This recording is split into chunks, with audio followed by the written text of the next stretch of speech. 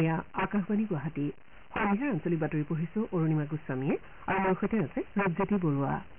এতিয়া প্ৰধান বাতৰিসমূহ হ'ল মুখ্যমন্ত্ৰী নিযুত মইনা আঁচনি ৰূপায়ণ কৰাৰ বাবে ৰাজ্যিক মন্ত্ৰীসভাৰ বৈঠকত সিদ্ধান্ত গ্ৰহণ। ৰাজ্যৰ 800খন চাহ বাগিচাৰ পথ সংযোগ উন্নত কৰাৰ বাবে মন্ত্ৰীসভাৰ বৈঠকত 800 কোটি টকাৰ অনুমোদন। অন্ধ্ৰপ্ৰদেশৰ মুখ্যমন্ত্ৰী হিচাপে চন্দ্ৰবাবু নাইডু আৰু ওড়িশাৰ মুখ্যমন্ত্ৰী হিচাপে মোহন চৰণ মাঝিৰ শপত গ্ৰহণ। দুয়োখন ৰাজ্যৰ নতুন চৰকাৰৰ শপত গ্ৰহণ অনুষ্ঠানত প্ৰধানমন্ত্ৰী নৰেন্দ্ৰ মোদীৰ অংশগ্ৰহণ। ৰাজ্যজুৰি শিশু শ্ৰম বিৰোধী দিৱস উদযাপন। শিশু সুৰক্ষাৰ দিশত ৰাজ্য চৰকাৰ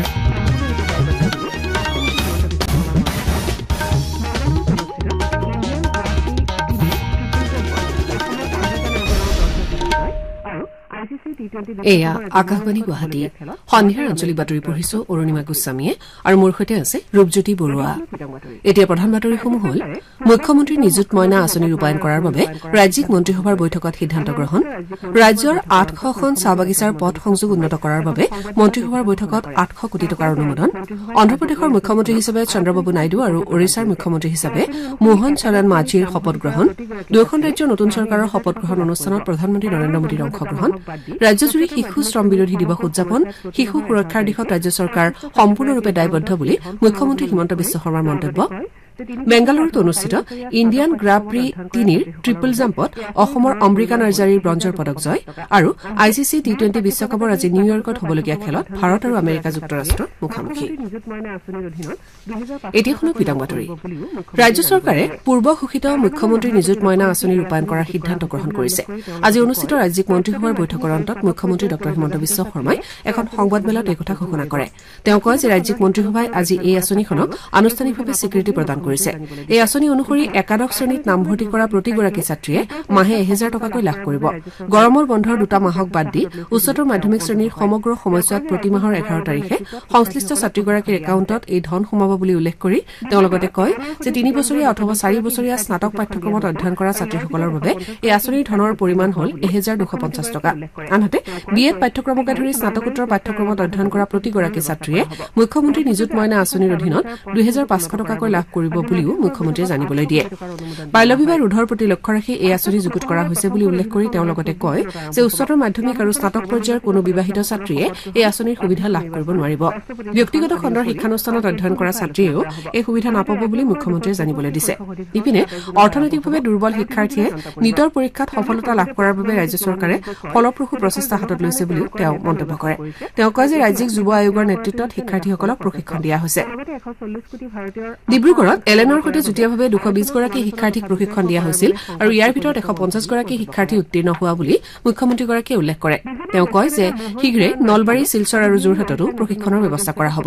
উল্লেখযোগ্য যে 800খন চাহ বাগিচাৰ পথ সংযোগ উন্নত কৰাৰ বাবে আজি মন্ত্ৰীসভাৰ বৈঠকত 800 কোটি টকাৰ অনুমোদন জনোৱা হয়। অষ্টাদশ লোকসভাৰ প্ৰথমখন অধিৱেশন অহা 24 জুনত আৰম্ভ হ'ব। এই অধিৱেশনত নৱনিৰ্বাচিত সদস্যসকলৰ শপত গ্ৰহণ, অধ্যক্ষ নিৰ্বাচন, ৰাষ্ট্ৰপতিৰ ভাষণ আদিৰ উপৰি আন কেতবোৰ বিষয় আলোচনা কৰা হ'ব। আনহাতে ৰাজ্যসভাৰ 264 সংখ্যক অধিৱেশন 27 জুনত আৰম্ভ হ'ব আৰু 3 জুলাইত অন্ত পৰিব। কেন্দ্ৰীয় সংসদীয় পৰিক্ৰমা মন্ত্ৰী কিৰেণ ৰিজিজুৱে কয় যে দেশৰ জনসাধাৰণে তেওঁলোকৰ নেতা নিৰ্বাচন কৰিছে আৰু এতিয়া দেশৰ সেৱা কৰাটোৱে হৈছে নেতাসকলৰ কৰ্তব্য। তেওঁ লগতে 140 কোটি ভাৰতীয়ৰ আশা আকাংক্ষা পূৰ্ণ কৰাৰ বাবে আলোচনা, সমালোচনা তথা বিতৰ্ক কৰাৰ বাবে সংসদ উপযুক্ত মঞ্চ বুলি মন্তব্য কৰে। বিজেপিৰ জ্যেষ্ঠ নেতা মোহন চৰণ মাঝিয়ে আজি বিয়লি ওড়িশাৰ নতুন মুখ্যমন্ত্ৰী হিচাপে শপত গ্ৰহণ কৰে। ভুৱনেশ্বৰৰ জনতা ময়দানত আয়োজিত শপত গ্ৰহণ অনুষ্ঠানত মাঝিৰ উপৰি দুগৰাকী উপ মুখ্যমন্ত্ৰী কনকবৰ্ধন সিং দেও আৰু প্ৰগতি পৰিদাৰ লগতে কেইবাগৰাকী মন্ত্ৰীয়ে শপত লয়। ৰাজ্যখনত নবীন পাটনায়ক নেতৃত্বাধীন বিজু জনতা দলৰ 24 বছৰীয়া শাসনৰ অন্তত প্ৰথমবাৰৰ বাবে বিজেপিয়ে চৰকাৰ গঠন কৰিছে। 52 বছৰীয়া মাঝিক সৰ্বসন্মতিক্ৰমে কালি বিজেপি বিধায়িনী দলৰ নেতা হিচাপে বাছনি কৰা হয়। এই উপলক্ষে আয়োজিত বৈঠকত দলৰ কেন্দ্ৰীয় পৰ্যবেক্ষক তথা কেন্দ্ৰীয় মন্ত্ৰী ৰাজনাথ সিং আৰু মন্ত্ৰী ভূপেন্দ্ৰ যাদৱ উপস্থিত আছিল। আজিৰ শপত গ্ৰহণ অনুষ্ঠানত প্ৰধানমন্ত্ৰী নৰেন্দ্ৰ মোদী, কেন্দ্ৰীয় গৃহমন্ত্ৰী অমিত শ্বাহ, জুৱেল ওৰাম, ধৰ্মেন্দ্ৰ প্ৰধানকে ধৰি কেইবাগৰাকীও কেন্দ্ৰীয় মন্ত্ৰী, অসমৰ মুখ্যমন্ত্ৰী হিমন্ত বিশ্ব শৰ্মাসহ বিজেপি শাসিত ৰাজ্যসমূহৰ কেইবাগৰাকীও মুখ্যমন্ত্ৰী আৰু অন্যান্য বিশিষ্ট ব্যক্তিসকলে অংশ লয়। তেলেগু দেশম পাৰ্টীৰ মুৰব্বী এন চন্দ্ৰবাবু নাইডুৱে আজি অন্ধ্ৰপ্ৰদেশৰ মুখ্যমন্ত্ৰী হিচাপে শপত গ্ৰহণ কৰে।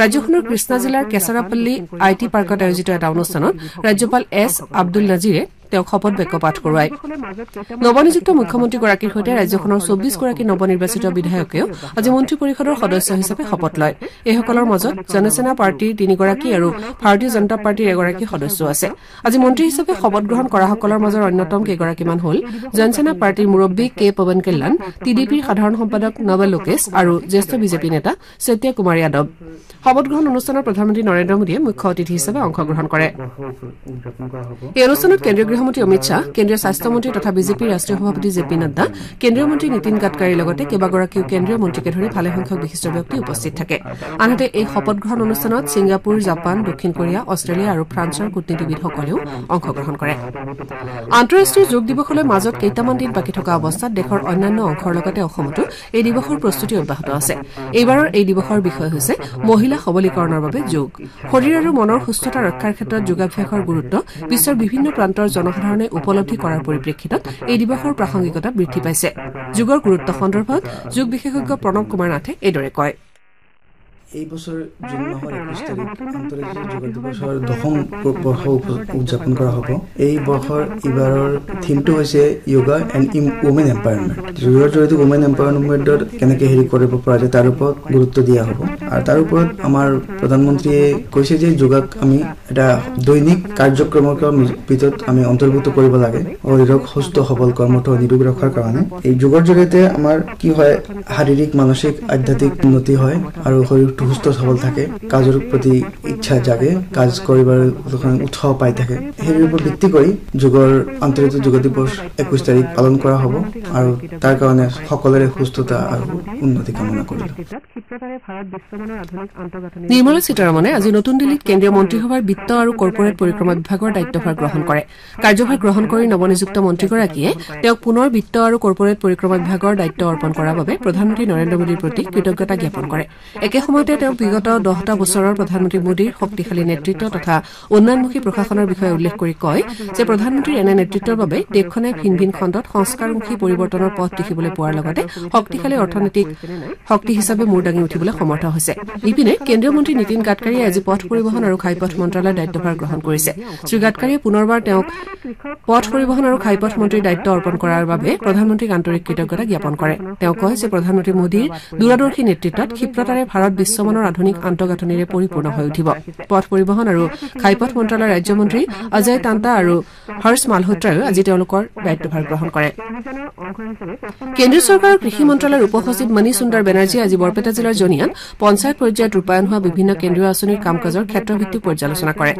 উপ সচিবগৰাকীয়ে প্ৰধানমন্ত্ৰীৰ আৱাস যোজনাৰ লগতে আনুষংগিক বিভিন্ন বিষয় সন্দৰ্ভত চালি জাৰি চায় তেওঁ লগতে জল জীৱন মিছনৰ ৰূপায়ণ আয়ুষ্মান কাৰ্ডৰ সুবিধা জনসাধাৰণে লাভ কৰিছে নে নাই ইত্যাদি বিষয়েও পৰ্যালোচনা কৰে এই পৰ্যবেক্ষণ কালত বৰপেটাৰ অতিৰিক্ত জিলা আয়ুক্ত গীতাশ্ৰী লাচিতকে ধৰি বিভিন্ন বিভাগৰ বিষয়া প্ৰতিনিধিয়ে অংশগ্ৰহণ কৰে প্ৰধানমন্ত্ৰী কৃষক সন্মান নিধিৰ ধনৰ বাবে আবেদন কৰা দৰং জিলাৰ কোনো এগৰাকীক যোগ্য কৃষক যাতে আঁচনিখনৰ 17 নম্বৰ কিস্তিৰ ধনৰ পৰা বাদ পৰি নাযায় তাৰ বাবে জিলা কৃষি বিভাগে জিলা প্ৰশাসনৰ পৰ্যবেক্ষণত তৎপৰতা অব্যাহত ৰাখিছে জিলা কৃষি বিভাগে যোৱা 27 মেৰ পৰা মাহজোৰা কাৰ্যসূচীৰে পঞ্চায়তে এই অভিযান চলাইছে এই অভিযানৰ অংশ হিচাপে পশ্চিম মংগলদৈ উন্নয়ন খণ্ডৰ অন্তৰ্গত জনাৰাম চৌকা গাঁও পঞ্চায়তত দিনজোৰা কাৰ্যসূচীৰে বিশেষ কৃষক শিবিৰ অনুষ্ঠিত হয় দিনজোৰা এই শিবিৰত জিলাৰ অতিৰিক্ত আয়ুক্ত গৌৰীপ্ৰিয়া দেউৰী জিলা কৃষি বিষয়া ডক্টৰ মনোৰঞ্জন শৰ্মা আঁচনিখনৰ জিলা নোডেল বিষয়া দেৱ কুমাৰ শৰ্মাকে ধৰি কেইবাগৰাকী বিষয়া উপস্থিত থাকে শ্ৰোতাসকলে সন্ধিয়াৰ আঞ্চলিক বাতৰি শুনিছে আকাশবাণী গুৱাহাটী কেন্দ্ৰৰ পৰা পৰৱৰ্তী বাতৰি শুনক ৰূপজ্যোতি বৰুৱাৰ পৰা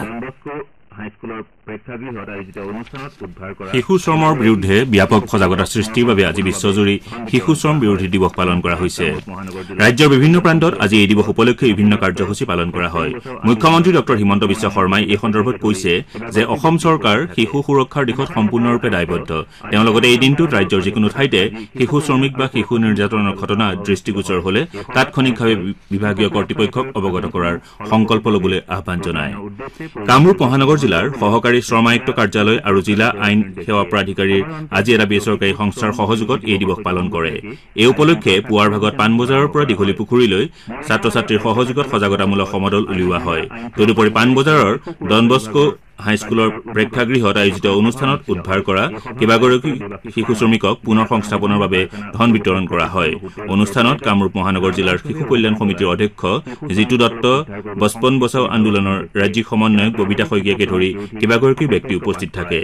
শিৱসাগৰ জিলাৰ আয়ুক্ত আদিত্য বিক্ৰম যাদৱৰ অধ্যক্ষতাত আজি শিশু কল্যাণ আৰু সুৰক্ষা সমিতিৰ পৰ্যালোচনা সভা অনুষ্ঠিত হয়।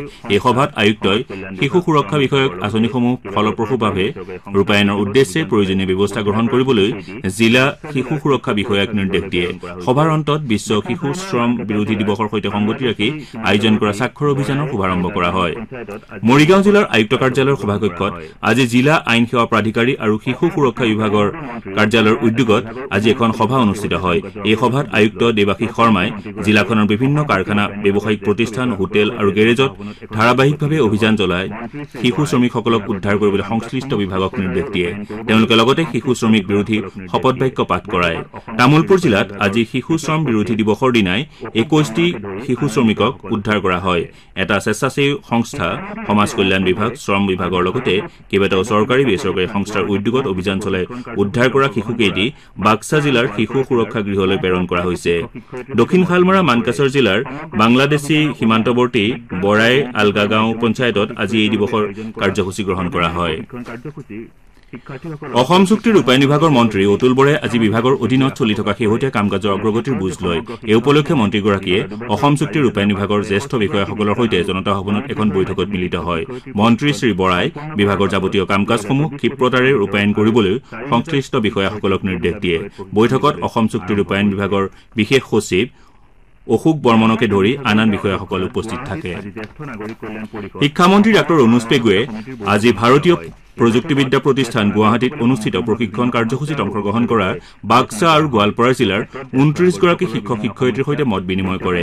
সমগ্ৰ শিক্ষা অভিযানৰ অধীনত বিজ্ঞান আৰু গণিত বিষয়ৰ মাধ্যমিক শিক্ষক শিক্ষয়িত্ৰীৰ বাবে আয়োজন কৰা 6দিনীয়া প্ৰশিক্ষণ কাৰ্যসূচী শিক্ষাৰ্থীসকলৰ শৈক্ষিক মান উন্নত কৰিব বুলি শিক্ষামন্ত্ৰী ডাঃ পেগুৱে আশা প্ৰকাশ কৰে।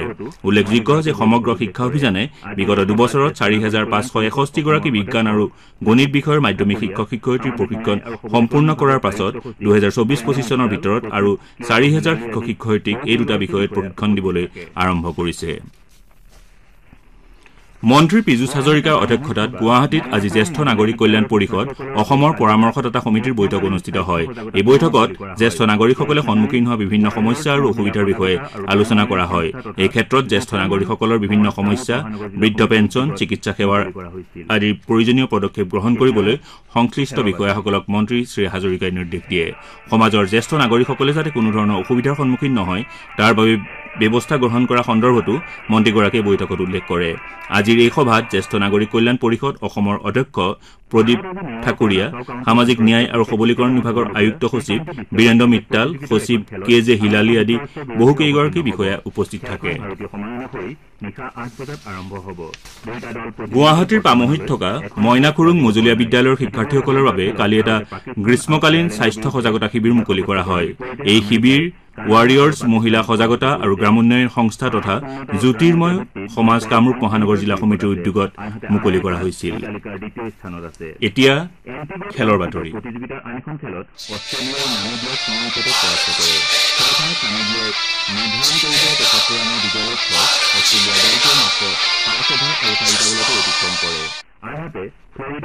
ভাৰত আজি নিউয়ৰ্কৰ নাছাও কাউণ্টি আন্তঃৰাষ্ট্ৰীয় ক্ৰিকেট ষ্টেডিয়ামত হ'বলগীয়া T20 বিশ্বকাপ ক্ৰিকেট প্ৰতিযোগিতাৰ এখন খেলত আমেৰিকা যুক্তৰাষ্ট্ৰৰ বিৰুদ্ধে অৱতীৰ্ণ হ'ব। খেলখন ভাৰতীয় সময় অনুসৰি নিশা 8 বজাত আৰম্ভ হ'ব। দুয়োটা দল প্ৰতিযোগিতাত বৰ্তমানলৈ এখনো খেলত পৰাজিত হোৱা নাই। ইতিপূৰ্বে হৈ যোৱা খেলত ভাৰতে পাকিস্তান আৰু আয়াৰলেণ্ডৰ বিৰুদ্ধে বিজয় সাব্যস্ত কৰাৰ বিপৰীতে আমেৰিকাই কানাডা আৰু পাকিস্তানক পৰাভূত কৰিছে। ভাৰত উন্নত ৰান নেটৰ ভিত্তিত গ্ৰুপৰ পইণ্ট তালিকাৰ শীৰ্ষত আছে, আনহাতে আমেৰিকা এই তালিকাৰ দ্বিতীয় স্থানত আছে। এণ্টিগুৱাত অনুষ্ঠিত প্ৰতিযোগিতাৰ আন এখন খেলত অষ্ট্ৰেলিয়াই নামিবিয়াক 9 উইকেটত পৰাস্ত কৰে। খেলখনত নামিবিয়াই নিৰ্ধাৰণ কৰি দিয়া 73 ৰানৰ বিজয় লক্ষ্য অষ্ট্ৰেলিয়াৰ দলটোৱে মাত্ৰ 5 অভাৰ আৰু 4টা বলতে অতিক্ৰম কৰে। আনহাতে ফ্লৰিডাত শ্ৰীলংকা আৰু নেপালৰ মাজত হ'বলগীয়া খেলখন প্ৰতিকূল বতৰৰ বাবে এটাও বল নেখেলাকৈ পৰিত্যক্ত ঘোষণা কৰা হয়। ৰাজ্যৰ 8খন চাহ বাগিচাৰ পথ সংযোগ উন্নত কৰাৰ বাবে মন্ত্ৰীসভাৰ বৈঠকত 800 কোটি টকাৰ অনুমোদন। অন্ধ্ৰপ্ৰদেশৰ মুখ্যমন্ত্ৰী হিচাপে চন্দ্ৰবাবু নাইডু আৰু অসমৰ অম্বিকা নাৰ্জাৰীয়ে বেংগালুৰুত অনুষ্ঠিত ইণ্ডিয়ান গ্ৰাপ প্ৰি 3ৰ ট্ৰিপল জাম্পত তৃতীয় স্থান দখলেৰে ব্ৰঞ্জৰ পদক জয় কৰে।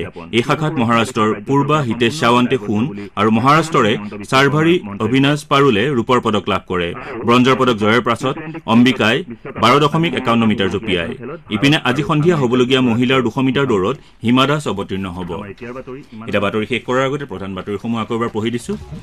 মুখ্যমন্ত্ৰী নিযুত মইনা আঁচনি ৰূপায়ণৰ বাবে ৰাজ্যিক মন্ত্ৰীসভা বৈঠকত সিদ্ধান্ত গ্ৰহণ। ৰাজ্যৰ 800খন চাহ বাগিচাৰ পথ সংযোগ উন্নত কৰাৰ বাবে মন্ত্ৰীসভাৰ বৈঠকত 800 কোটি টকাৰ অনুমোদন। অন্ধ্ৰপ্ৰদেশৰ মুখ্যমন্ত্ৰী হিচাপে চন্দ্ৰবাবু নাইডু আৰু উৰিষ্যাৰ মুখ্যমন্ত্ৰী হিচাপে মোহন চৰণ মাঝিৰ শপত গ্ৰহণ। দুয়োখন ৰাজ্যৰ নতুন চৰকাৰৰ শপত গ্ৰহণ অনুষ্ঠানত প্ৰধানমন্ত্ৰী নৰেন্দ্ৰ মোদীৰ অংশগ্ৰহণ। ৰাজ্যজুৰি শিশু শ্ৰম বিৰোধী দিৱস উদযাপন। শিশু সুৰক্ষাৰ দিশত ৰাজ্য চৰকাৰ সম্পূৰ্ণৰূপে দায়বদ্ধ বুলি মুখ্যমন্ত্ৰী হিমন্ত বিশ্ব শৰ্মাৰ মন্তব্য। আৰু ICC T20 ক্ৰিকেট বিশ্বকাপত আজি নিউয়ৰ্কত হ'বলগীয়া এখন খেলত ভাৰত আৰু আমেৰিকা যুক্তৰাষ্ট্ৰৰ মুখামুখি। আমাৰ এতিয়াৰ বাতৰি ইমানতে অন্ত পৰিল।